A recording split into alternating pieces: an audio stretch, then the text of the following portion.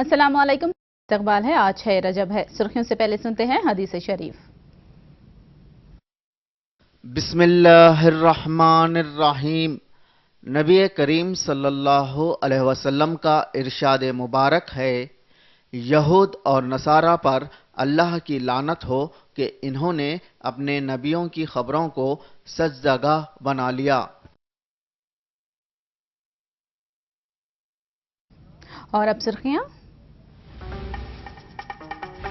मुस्लिम reservation की कानूनी पैरवी में जगन ने दिया हर मुमकिन मदद करने का तयख्खुन। जमीयतुल उलमा के वफ्द ने की वाईएसआरसीपी के सदर से मुलाकात। चंद्रबाबू हुकूमत अवाम की उम्मीदों पर खरी नहीं उतरी, 2 साल में वादों को पूरा नहीं किया। नौजवानों में मायूसी, सर्वे में इंकशाफ। दलित तलबा के लिए डिग्री कॉलेजेस और स्कूल्स कायम होंगे, केसीआर का ऐलान। एनटीआर गार्डन पर अंबेडकर के तवील मुजस्सिमे की होगी तामीर। डॉक्टर अंबेडकर की यौम पैदाइश तकरीब का मुल्क भर में हुआ इनेकाद, बाबा दस्तूर को पेश किया गया खिराज। और अब तफसील। मुस्लिम रिजर्वेशन के केस में जगन मोहन रेड्डी ने मुसलमानों का भरपूर साथ देने का ऐलान किया है। सुप्रीम कोर्ट में मुस्लिम रिजर्वेशन के मुकदमे में जगन मोहन रेड्डी ने जमीयतुल उलमा के वफ्द को ताउन देने का वादा किया है। जमीयतुल उलमा के कायदीन ने कहा कि वाईएस राजशेखर रेड्डी ने मुसलमानों को रिजर्वेशन फराहम किया था और अब रिजर्वेशन का मामला इस वक्त सुप्रीम कोर्ट में जेर दौरा है। ऐसे में वाईएसआर कांग्रेस पार्टी की उन्हें मदद की जरूरत है। जगन ने मुस्लिम कायदीन को मुस्लिम रिजर्वेशन के मामले में हर मुमकिन मदद फराहम करने का तयख्खुन दिया। जमीयतुल उलमा, आंध्र प्रदेश और तेलंगाना के एक वफ्द ने आज लोटस पॉन्ड पहुंचकर वाईएसआर कांग्रेस पार्टी के सदर जगन मोहन रेड्डी से मुलाकात करके उनसे अक़लियतों के रिजर्वेशन पर सुप्रीम कोर्ट में जारी मुकदमे पर बातचीत की और इनसे ताउन तलब किया। इस मौके पर वाईएसआरसीपी के एमएलए अमजद बादशाह भी मौजूद थे। आंध्र प्रदेश और तेलंगाना का एक वफ्द आज जगन मोहन रेड्डी साहब से मिला और उनसे ख्वाहिश की कि उनके वालिद मोहतरम वाईएस राजशेखर रेड्डी साहब ने इस मुल्क की तारीख में पहली मर्तबा मुसलमानों को रिजर्वेशन दिया। चूंकि जमीयत उलमा हिंद गुज़श्ता कई सालों से मुतालबा कर रही थी कि मुसलमानों को रिजर्वेशन दिया जाए और मुल्क में पहली मर्तबा वाईएस राजशेखर रेड्डी साहब ने इलेक्शन से पहले वादा किया और इलेक्शन के बाद अपने उस वादे की तकमील की और उसके नतीजे में मुसलमानों को रिजर्वेशन से फ़ायदा पहुंचा। लेकिन फ़िरका परस्त ज़हनियत और फ़िरका परस्त जमातों ने उसे अदालतों में चैलेंज किया और वो केस अदालत में पहुंचा, इस वक्त सुप्रीम कोर्ट में है। हमारी ये ख्वाहिश थी कि उनके वालिद मोहतरम का जो कारनामा है उस सिलसिले में वो दिलचस्पी लें। हमने उनसे इस सिलसिले में ताउन की दरख्वास्त की तो उन्होंने इसे कबूल किया। इससे पहले भी हम उनके पास आए थे और उनसे हमने गुजारिश की थी कि इस केस की तरफ तवज्जो दें। उन्होंने वादा किया था लेकिन बीच में कुछ ऐसे हालात आए कि वो तवज्जो नहीं दे सके। अब उन्होंने कहा कि आप जिस वकील को भी, आप जिस एडवोकेट को आप तय करेंगे हम आपके साथ मुकम्मल उसका ताउन करेंगे। और इस सिलसिले में हमारे अमजद भाई जो करपा के एमएलए उन्होंने इन्हें जिम्मेदारी दी है कि इस सिलसिले में वो भरपूर तवज्जो लें और इस बात की कोशिश करें कि वाईएस राजशेखर रेड्डी साहब ने जो ये रिजर्वेशन मुसलमानों को दिया है ये हर हाल में बाकी रहे। మీ సహాయ సహకారాలు కావాలి అని వాళ్ళు కోరడం జరిగింది। ఎందుకంటే మీ తండ్రి గారు ఈ రిజర్వేషన్లు కల్పించడం జరిగింది। ఖచ్చితంగా ఈ రిజర్వేషన్లు కాపాడాల్సిన బాధ్యత కూడా మీకు ఉందని కూడా వాళ్ళు రిక్వెస్ట్ చేసి ఖచ్చితంగా మా సంస్థకు మీరు కోఆపరేట్ చేయండి అని కోరడం జరిగింది। దానికి సానుకూలంగా స్పందిస్తూ మన రాష్ట్ర అధ్యక్షులు గారు జగన్మోహన్ రెడ్డి గారు ఖచ్చితంగా పూర్తిగా మేము మా వైఎస్ఆర్ కాంగ్రెస్ పార్టీ ముస్లిం మైనారిటీల పక్షపాతిగా, ఎందుకంటే రాజశేఖర రెడ్డి గారి రిజర్వేషన్లు ఇచ్చారు, ఖచ్చితంగా కాపాడాల్సిన బాధ్యత కూడా మా పైన ఉంది కాబట్టి ఖచ్చితంగా మనం ముస్లిం మైనారిటీల పక్షాన ఉండి ఖచ్చితంగా పోరాడతామని కూడా చెప్పడం జరిగింది। तेलंगाना कांग्रेस अक़लियती सेल की जानिब से अजमेर शरीफ की दरगाह के लिए चादर रवाना की गई। इस सिलसिले में आज गांधी भवन में तेलंगाना कांग्रेस के सदर उत्तम कुमार रेड्डी की सदारत में एक तकरीब का इनेकाद हुआ। गांधी भवन से चादर रवाना की गई। इस मौके पर तेलंगाना कांग्रेस अक़लियती सेल के सदर फखरुद्दीन और दूसरे मौजूद थे। उत्तम कुमार रेड्डी ने तेलंगाना की खुशहाली और अमन व अमान के लिए दुआ की अपील की। आंध्र प्रदेश में तेलुगुदेशम हुकूमत कायम हुए तकरीबन 2 साल हो चुके हैं, लेकिन तकरीबन 2 साल का वक्फा गुजरने के बावजूद चंद्रबाबू हुकूमत आवाम की उम्मीदों और तवक्कुआत पर खरी नहीं उतरी। बाबू ने जो वादे किए उसे पूरा नहीं किया है। बेरोजगार नौजवानों में मायूसी है। ये तफसीलात एक ताज़ा सर्वे में सामने आई है। सेंटर फॉर मीडिया स्टडी की जानिब से किए गए सर्वे में हुकूमत की कारकर्दगी के बारे में अवाम की राय और रद्द अमल को बताया गया है। మాకు ఉద్యోగాలు ఎప్పుడు వస్తాయి, వస్తాయా రావా, లేకపోతే ఎట్లా వస్తాయి, ఎప్పుడు మాకు ట్రైనింగ్ ఇస్తారు, ఈ స్కిల్ ఎప్పుడు, ఆయన స్కిల్ అంటున్నారు కదా, అది ఎప్పుడు ఏ విధంగా వస్తుంది ఎప్పుడు అనేటువంటిది ఒక ఇంతవరకు ఏమీ లేదు అనేటువంటి భావన ఎంత త్వరగా వస్తుందా ఎప్పుడు వస్తుంది అనేటువంటిది అనిశ్చిత వాతావరణం ఆంధ్ర రాష్ట్రంలో యువకుల్లోనూ రైతుల్లోనూ కూడా అదే విధంగా ఉంది. అవినీతి లేదు, తగ్గింది అనే భావన లేదండి. ఆంధ్రప్రదేశ్లో జనరల్గా అనుకున్నట్టుగా ఆయన చెప్తున్నట్టుగా ప్రభుత్వం క్లెయిమ్ చేస్తున్నట్టుగా అవినీతి తగ్గింది అనేటువంటి భావన లేదు. అంతేకాకుండా ముఖ్యంగా రెవెన్యూ డిపార్ట్మెంట్లో బాగా పెరిగింది, అట్లాగే పోలీస్ డిపార్ట్మెంట్లో పెరిగింది అనేటువంటి భావన క్లియర్గా ఈ సర్వేలో తెలిసింది. అట్లాగే విద్య విషయంలో కూడా కొన్ని సందేహాలు, ప్రైవేటు విద్యని బిజినెస్ రూట్లో తీసుకెళ్లి దాని ఎక్కువ ఫీజుల కోసం ప్రభుత్వ స్కూల్ను बढ़ते हुए पार्टी इन्हिराफ पर कांग्रेस के फ्लोर लीडर जाना रेड्डी ने तशवीश जाहिर की है और पार्टी छोड़ने वाले अरकान असेंबली को मुस्तफी होकर दूसरी पार्टियों में शामिल होने का मशवरा दिया। उन्होंने दल बदली को गैर जमहूरी और गैर अखलाकी करार देते हुए उसकी मजम्मत की है। ఆ పార్టీ నీకు ఇచ్చినటువంటి ఒక అధికారాన్ని, అవకాశాన్ని, ఆ అభ్యర్థిత్వాన్ని రాజీనామా చేసి, శాసనసభ్యుడిగా రాజీనామా చేసి ఇతర పార్టీలో పోయి వాళ్ళ యొక్క గొప్పతనాన్ని నిరూపించాలి. కానీ పార్టీ ఇచ్చినటువంటి ఈ అవకాశాన్ని దృష్టిలో పెట్టుకొని దీన్ని ఎరగా పావుగా ఇంకొక పార్టీలో చేరటం అనేటువంటిది ఎంత అనైతికమైనది గమనించాలి. అంతేకాదు ఇది చేరే వాళ్ళకే కాదు, చేర్చుకునేటువంటి పార్టీకి కూడా ఇటువంటి కుసంస్కారం, అనైతిక అప్రజాస్వామ్యాన్ని తీవ్రంగా ఖండించాల్సినటువంటి అవసరం. डॉक्टर अंबेडकर की यौम पैदाइश के मौके पर तेलंगाना के वजीर आला केसीआर ने दलितों के लिए कई अहम ऐलानात किए हैं। केसीआर ने दलित तलबा के लिए 100 वेलफेयर रेसिडेंशियल स्कूल्स कायम करने का ऐलान किया है। लड़कियों के लिए 25 डिग्री कॉलेजेस कायम होंगे, 5 डिग्री कॉलेजेस लड़कों के लिए कायम होंगे और 50 स्कूल्स एसटी तलबा के लिए कायम होंगे। केसीआर ने बोराबंडा में centre for Dalit studies centre का संगे बुनियाद रखा। సరే అట్టడుగున ఉన్నటువంటి వాళ్ళు కాబట్టి నేను చాలా సంతోషంగా సగర్వంగా అంబేద్కర్ గారి 125వ జన్మదినం సందర్భంగా నేను ప్రకటిస్తా ఉన్నా. ఈరోజు ఈ అకాడమిక్ ఇయర్ నుంచే ఒక నెల ఆలస్యమైన మంచిదే, వచ్చే జూన్ నుంచే ఒక 100 సోషల్ వెల్ఫేర్ స్కూలు, రెసిడెన్షియల్ స్కూళ్ళు రాష్ట్ర వ్యాప్తంగా ప్రారంభించబోతా ఉన్నామని నేను మనవి చేస్తా ఉన్నా. అనేక లక్షల మంది విద్యార్థులకు, అమ్మాయిలకు, అబ్బాయిలకు అద్భుతమైన వేదిక అవుతుంది. కాబట్టి అదే సొసైటీ కింద, అదే సొసైటీ ఆధ్వర్యంలో ఒక 100 పాఠశాలలు అర్జెంటుగా ఈ నెల బదిగిన 2 నెలల్లోనే ఉపాధ్యాయులను రిక్రూట్ చేసి అదే స్థాయిలో అకాడమిక్ ఇయర్లో ప్రారంభిస్తా ఉన్నాం. సిఆర్ గారు సంతోషపడాలని చెప్పి నేను కోరుతా ఉన్నా. దళిత అమ్మాయిలు ఈ స్కూల్ నుంచి బయటకు వచ్చిన తర్వాత, ఇంటర్మీడియట్ చేసి బయటకు వచ్చిన తర్వాత వాళ్ళు ఉండి చదువుకోవడానికి అవకాశం రావడం లేదు. వాళ్ళకి ఎక్కడ ఈరోజు హాస్టల్ కానీ సరైన వసతి కానీ లేదు. ఆ అమ్మాయిల కోసం తెలంగాణ వ్యాప్తంగా ఉండేటట్టు ప్రతి 2-3 నియోజకవర్గాల మధ్యలో ఒక కళాశాల ఉండేటట్టు ఒక 25 రెసిడెన్షియల్ కళాశాలలు కూడా మంజూరు చేస్తా ఉన్నాం. వాటిని కూడా ఈ ఆర్థిక డిగ్రీ కళాశాలలు మంజూరు చేస్తా ఉన్నాం. అవి కూడా ఈ సొసైటీ కిందనే పనిచేస్తాయి, విద్యాశాఖ కింద కాదు అని చెప్పి నేను మనవి చేస్తా ఉన్నా. डॉक्टर अंबेडकर की 125वीं यौम पैदाइश के मौके पर तेलंगाना हुकूमत ने डॉक्टर अंबेडकर का 125 फीट तवील मुजस्सिमा तैयार करने का फैसला किया है।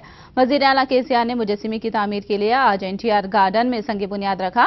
केसीआर ने कहा कि टीआरएस हुकूमत दलितों, पसमानदा अक़लियतों समेत समाज के हर तबके की फलाह व बहबूद की पाबंद है। वजीर आला ने इस मौके पर डॉक्टर अंबेडकर की खिदमात को जबरदस्त खिराज पेश किया।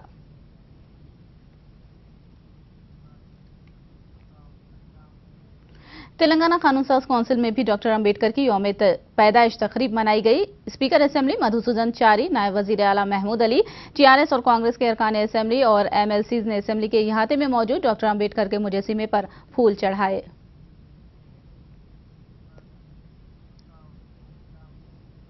तमाम सियासी जमातों के कायदीन ने डॉक्टर अंबेडकर की 125वीं यौम पैदाइश के मौके पर उन्हें जबरदस्त खिराज पेश किया।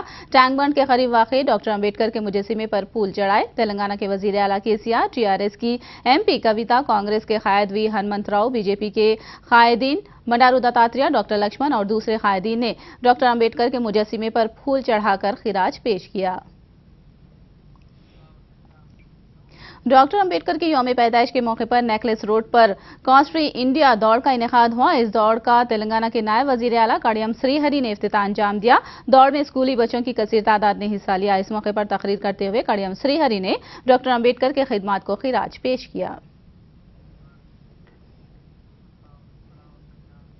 वासर कांग्रेस पार्टी के सदर जगन मोहन रेड्डी ने दलितों और पसमानदा तबकात से इंसाफ करने पर जोर दिया है। उन्होंने इस बात पर अफसोस जाहिर किया है कि मजहब तब्दील करने वाले दलितों को उनकी जात का सदाकतनामा नहीं दिया जा रहा है। जगन ने आंध्र प्रदेश में ट्राइब्स एडवाइजरी कमेटी की तश्कील न करने पर चंद्रबाबू हुकूमत को तनकीद का निशाना बनाया। जगन मोहन रेड्डी लोटस पॉन्ड में डॉक्टर अंबेडकर की 125वीं यौम पैदाइश के मौके पर मुनक़िदा तकरीब में शिरकत के बाद मीडिया से बात कर रहे थे। కాన్స్టిట్యూషన్ ప్రకారం హక్కు కల్పిస్తూ ట్రైబ్స్ అడ్వైజరీ కమిటీ వేయాలి. ఆ ఎస్టీ ఐటీడీఏ నిధుల్లో ఆ ట్రైబ్స్ అడ్వైజరీ కమిటీ చెప్పిన మేరకు అభివృద్ధి కార్యక్రమాలు చేపట్టాలి అని ట్రైబ్స్ అడ్వైజరీ కమిటీ ఎస్టీలకు ఒక హక్కుగా కాన్స్టిట్యూషనల్ రైట్గా ఇస్తే ఇప్పటికి 2 ఏళ్ళు అయిపోయింది. రాష్ట్రంలో చంద్రబాబు నాయుడు గారు తెలుగుదేశం పార్టీ ప్రభుత్వం పరిపాలన సాగుతా ఉంది. కానీ ఇంతవరకు ట్రైబ్స్ అడ్వైజరీ కమిటీ కూడా వేయలేదు. కారణం ఏమిటి అంటే ట్రైబ్స్ అడ్వైజరీ కమిటీలో 3/4 సభ్యులు ఆ ట్రైబ్స్ కు సంబంధించిన ఎమ్మెల్యేల కాన్స్టిట్యున్సీల నుంచి ఎమ్మెల్యేలుగా ఎన్నికైన వారు ఉండాలి. ఆంధ్ర రాష్ట్రంలో 7 అసెంబ్లీ సెగ్మెంట్లు ట్రైబ్స్ కు సంబంధించినవి ఉంటే అందులో 6 వైఎస్ఆర్ కాంగ్రెస్ పార్టీ అభ్యర్థులు గెలిచారు అని చెప్పి చివరకు చంద్రబాబు నాయుడు గారు ఆ ట్రైబ్స్ అడ్వైజరీ కమిటీ వేయడమే మానేసిన పరిస్థితి, ఇవాళ కాన్స్టిట్యూషన్ అవహేళన చేస్తూ వేయడమే మానేసిన పరిస్థితి కూడా మనం చూస్తా ఉన్నాం. ఈ రకంగా సప్లాన్ నిధులు అయితేనేమి, ట్రైబ్స్ అడ్వైజరీ కమిటీ ఏకపోవడం అయితేనేమి, చంద్రబాబు నాయుడు గారు ఇంత దారుణమైన కార్యక్రమాలు చేస్తా ఉంటే తన అంతరంగాన్ని తాను క్వశ్చన్ చేసుకోవాలి. తాను న్యాయం చేస్తా ఉన్నాడా, ఎస్సీ ఎస్టీల పక్షాన్ని తాను నిలబడి ఉన్నాడా అన్నది తన అంతరంగాన్ని తాను మనస్సాక్షిని పరిశీలించుకోవాలి. ఇవాళ దేశవ్యాప్తంగాను రాష్ట్ర వ్యాప్తంగాను మరి ముఖ్యంగా ప్రతి ఒక్క దళితుడు కూడా ఇవాళ అడుగుతా ఉన్నది ఏమిటి అంటే కేవలం మేము క్రైస్తవ మతాన్ని తీసుకున్నాం కాబట్టి మాకు ఎస్సీ సర్టిఫికెట్లు ఇవ్వకపోవడం ఎంత మటుకు ధర్మం అని చెప్పి ఇవాళ ప్రతి దళితుడు అడుగుతా ఉన్నాడు. వాస్తవమే, నిజంగా డెమోక్రసీ వచ్చింది. 60 ఏళ్ల స్వతంత్రం వచ్చిన తర్వాత మనం నిజంగా దళితుల పక్షాన ఉన్నామా అని చెప్పి ఒకసారి ఆలోచన చేయాల్సిన అవసరం ఉంది.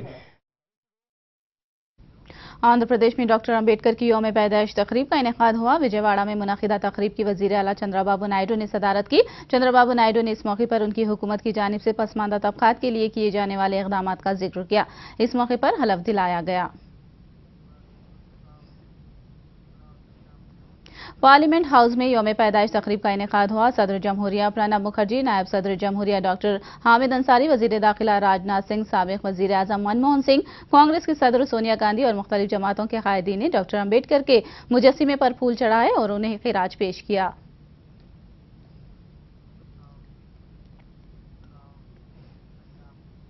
डॉक्टर अंबेडकर के मुकामी पैदाइश महू में भी तकरीब का इनेकाद हुआ। वजीर-ए-आजम नरेंद्र मोदी ने मध्य प्रदेश के महू में ग्रामोदय से भारत उदय प्रोग्राम का आगाज किया। इस वजीर-ए-आजम ने डॉक्टर अंबेडकर के नजरियात पर अमल करने का मशवरा दिया और डॉक्टर अंबेडकर की खिदमत को खिराज पेश किया। वजीर-ए-आजम ने कहा कि मुआशी तरक्की सिर्फ शहरों तक महदूद नहीं रहेगी। सभी राज्य सरकारों के सहयोग के साथ ग्रामोदय से भारतोदय एक व्यापक अभियान प्रारंभ हो रहा है और मुझे खुशी है कि बाबा साहब आंबेडकर ने हमें जो संविधान दिया, महात्मा गांधी ने ग्राम स्वराज की जो भावना हमें दी, ये सब अभी भी पूरा होना बाकी है। वज़ीर-ए-आज़म नरेंद्र मोदी ने मुंबई मैरीटाइम इन्वेस्टमेंट इजलास का इफ्तिताह किया और आलमी बिरादरी को हिंदुस्तान को साहिली शोबे में सरमायाकारी करने का मशवरा दिया। वज़ीर-ए-आज़म ने 5 नए साहिल कायम करने का ऐलान किया है। उन्होंने कहा कि हिंदुस्तान के 5 बड़े साहिलों से आमदनी में 6.7 करोड़ तक इजाफा हुआ है। उन्होंने इस मौके पर डॉक्टर अंबेडकर की बनाई गई आबी और जहाज रानी की पॉलिसी की सताइश की। It is my government's endeavor to revive and restore India's position of eminence in the global maritime sector. Building upon our glorious maritime tradition, we are working hard to achieve new heights in this area. In the very early days of government, we announced the Sagar Mala project. This is aimed at leveraging our long coastline and natural maritime advantage. It also focuses on promoting port-led development, energizing the coastal economy and infrastructure development in these areas. We particularly want to modernize our ports and integrate them with special economic zones, port-based smart cities, industrial parks. आंजिहानी Rohit Vemula की मां राधिका और उनके भाई नागा ने बुद्ध मजहब को इख्तियार कर लिया है। मुंबई में मुनाकिदा तकरीब में रोहित की मां और भाई ने बुद्ध मजहब को अपना लिया है। राधिका ने बताया कि उनके रोहित ने बुद्ध मजहब इख्तियार किया था और उन्होंने अपने खानदान को बुद्ध मजहब इख्तियार करने की नसीहत की थी। To say because we have thought of taking Diksha 2 months back itself when my parents come to side. So because he told me personally and my mother when he came to Guntur and we meet us, so that he is following Buddhism and he is following the ideology of Ambedkar sir, Dr. Babasaheb Ambedkar sir, and he said that the whole family should follow and then only will come out from their caste discrimination and all. So that's why we thought that day itself to take Diksha, Buddhism Diksha. So after my parents' death, we thought today is the best occasion to take Diksha, and we requested Buddhist Society of India and Babasaheb Prakash Ambedkar sir to help us to take Diksha.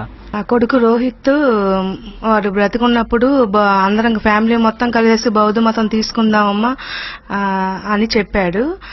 చెబితే అప్పుడు సరేనన్నాను కానీ తొందరగా చనిపోయాడు బాబు.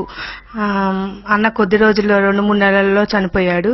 అందుకని ఇప్పుడు వాడి కోరిక ప్రకారం రాజా నేను బౌద్ధ మతం స్వీకరించడానికి వచ్చాము ఇక్కడికి. आंजिहानी रोहित वेमुला की मां और राधिका और उनके भाई नागा ने बुद्ध मजहब को इख्तियार कर लिया। मुंबई में मुनाकिदा तकरीब में रोहित की मां और भाई ने बुद्ध मजहब को अपना लिया है। JNU student leader Kanhaiya Kumar पर जूता फेंका गया है। कन्हैया कुमार नागपुर में एक जलसे से खिताब कर रहे थे कि उन पर जूता फेंका गया, ताहम निशाना चूक गया। बताया जाता है कि बजरंग दल के कारकुनों ने कन्हैया कुमार के खिलाफ नारेबाजी और उन पर जूता फेंका है। इस वाकये से जलसे में अफरा तफरी मच गई।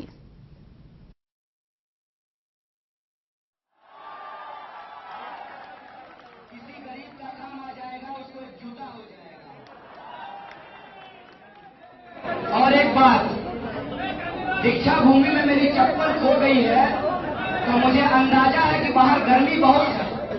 तो अगर आगे कोई जूता फेंके तो साथ में एक जोड़ी चप्पल एक्स्ट्रा लेकर के आइएगा, बाहर गर्मी बहुत ज्यादा है।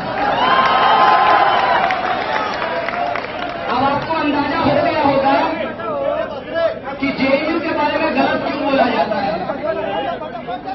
जेएनयू के बारे में गलत इसलिए बोला जाता है क्योंकि जब आप सही बोलते हैं तो गलत बोलने वालों की जमीन हिलने लगती है। आज नागपुर की इस धरती से मैं कुछ बोलना चाहता हूं। हालांकि मैं जितने कार्यक्रम में गया हूं, इस सवाल पे आज तक मैंने कुछ भी नहीं बोला है। भाई साहब, आप लोगों से रिक्वेस्ट है, हमने अभी गांधी और बाबा साहब भीमराव अम्बेडकर का नाम लिया है, शांत हो जाइए। इनके बस का नहीं है, ये हमारा कुछ नहीं बिगाड़ सकते, आप चिंता मत कीजिए। श्रीनगर एनआईटी से ताल्लुक रखने वाले तलबा ने आज मरकजी वजीर फरोग इंसानी वसाइल स्मृति ईरानी से मुलाकात की और एनआईटी में होने वाले वाकया से वाकिफ कराया। तलबा ने एनआईटी को श्रीनगर से मुंतकिल करने की मांग की। बताया जाता है कि मरकज ने श्रीनगर से एनआईटी को मुंतकिल करने से इनकार किया है, जबकि पुलिस लाठी चार्ज और वाकये की मुकम्मल तहकीकात कराने का तयक़ुन दिया गया। जो एडमिनिस्ट्रेशन था इन्वॉल्व, तो उस सिस्टम को कैसे चेंज किया जाए, उनके खिलाफ या जो भी टीचर्स थे या एडमिनिस्ट्रेशन था, तो उनके खिलाफ एक्शन जो भी होना चाहिए, जिन्होंने जो इस सब चीज़ों में इन्वॉल्व थे, जो मैटर इतना रेज हुआ, तो उस चीज़ों को लेकर के बात हुई। उन्होंने मतलब आश्वासन दिया कि ठीक है, उनके ऊपर वो देखेंगे जो भी हो सकता है, क्योंकि उनको इंक्वायरी जो भी करनी होगी ये सारी बातें वो देखेंगी। बाकी जहाँ तक रही शिफ्टिंग या जो भी चीज़ें थी, उन्होंने कहा कि the Srinagar is integral part of India that won't be shifted, NIT won't be shifted। तो हमने अल्टरनेटिव्स की भी बात की, उन्होंने मतलब बात की बट कन्विंस नहीं हुए स्टूडेंट्स जो थे। जैसे हमने डिमांड किया था कि जो जिन बच्चों को चोट लगी है या जो भी इंजर्ड हैं, तो उनका जो मेडिकल एक्सपेंसेस है that should be borne by the government.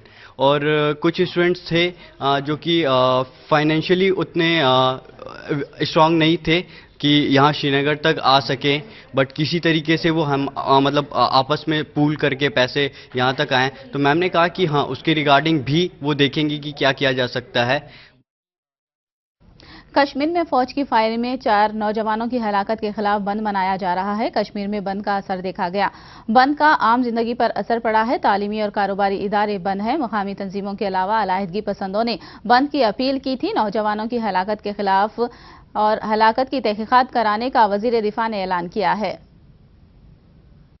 अच्छा, ये जनाब, ये जो चौथा लड़का मर गया कल उधर हंदवारा में, तो इसीलिए आज शटडाउन है। तो ये सब लोगों की कॉल है, तो सेपरेट उनकी भी कॉल है, इसलिए आज बंद भी किया गया। तो 4 पुलिस स्टेशन थानों में उन्होंने अहकामात लगाए हैं, तो इसीलिए आज कश्मीर बंद है। ये तीसरा दिन है आज तीसरा दिन है शटडाउन का, तो इसीलिए हमने आज एहतजाज की कॉल दी है लोगों की तरफ से, तो इसीलिए आज बंद। हिंदुस्तानी कैदी कृपाल सिंह की पाकिस्तान में मौत के ताल्लुक से कैदी के रिश्तेदारों ने अपना रद्द-ए-अमल दिया है। कृपाल सिंह के रिश्तेदारों का मानना है कि कृपाल सिंह सेहतमंद थे और उनकी मौत की जो वजह पाकिस्तान बता रहा है उस पर यकीन नहीं आ रहा है। गुरदासपुर जिला पिंड मुस्तफाबाद साहिदा कृपाल सिंह कोट लखपत जेल में जो बंद, वो चाचा जी सी मेरे, ਤੇ ਸਾਨੂੰ 2 ਮਹੀਨੇ ਪਹਿਲਾਂ ਲੈਟਰ ਆਇਆ ਕਿ ਮੈਂ ਬਿਲਕੁਲ ਠੀਕ ਠਾਕ ਹਾਂ। ਅਸ਼ਵਨੀ ਆਪਣੇ ਪਰਿਵਾਰ ਆਪਣੀ ਸਿਹਤ ਦਾ ਖਿਆਲ ਰੱਖਣਾ ਤੇ ਮੈਂ ਬਿਲਕੁਲ ਫਸਟ ਕਲਾਸ ਹਾਂ। ਪਾਰਸਲ ਵਗੈਰਾ ਸਮਾਨ ਮੈਨੂੰ ਭੇਜਣਾ, ਇੰਡੀਆ ਗਵਰਨਮੈਂਟ ਨੂੰ ਕਹਿਣਾ ਕਿ ਮੇਰੀ ਮੁਲਾਕਾਤ ਲਈ ਵੀਜ਼ਾ ਲਵਾਓ ਤੇ ਇੰਡੀਆ ਗਵਰਨਮੈਂਟ ਅੱਗੇ ਇਹੋ ਰਿਕੁਐਸਟ ਕਰਨੀ ਕਿ ਮੈਨੂੰ ਇੰਡੀਆ ਤੋਂ ਜਲਦੀ ਤੋਂ ਜਲਦੀ ਇੰਡੀਆ ਵਾਪਸ ਲਿਆਂਦਾ ਜਾਵੇ। ਬਾਅਦ ਚ 11 ਅਪ੍ਰੈਲ ਨੂੰ ਮੈਨੂੰ ਕੋਈ 8:30 ਵਜੇ ਇੱਕ ਪ੍ਰੈਸ ਰਿਪੋਰਟਰ ਦਾ ਫੋਨ ਆਇਆ ਕਿ ਅਸ਼ਵਨੀ ਤੈਨੂੰ ਕੁਝ ਗੱਲ ਦਾ ਪਤਾ ਲੱਗਾ। ਮੈਂ ਕਿਹਾ ਨਹੀਂ। ਕਹਿੰਦਾ ਤੇਰੇ ਚਾਚਾ ਜੀ ਦਾ ਪਾਕਿਸਤਾਨ ਜੇਲ੍ਹ 'ਚ ਦੇਹਾਂਤ ਹੋ ਗਿਆ ਤੇ ਹਾਰਟ ਅਟੈਕ ਹੋਇਆ। मैं क्या मैनू नहीं लगता भी हार्ट अटैक होया। मध्य प्रदेश के भोपाल में खवातीन से छेड़छाड़ करने वाले एक शख्स की अवाम ने खूब पिटाई की और दूसरे सड़क छाप अफराद को दर्ज दिया।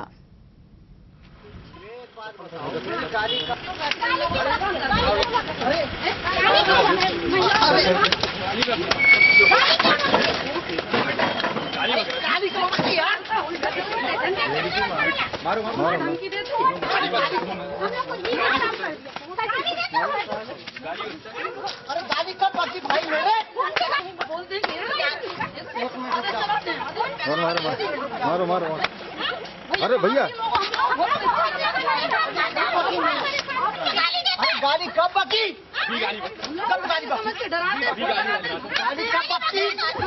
हेलो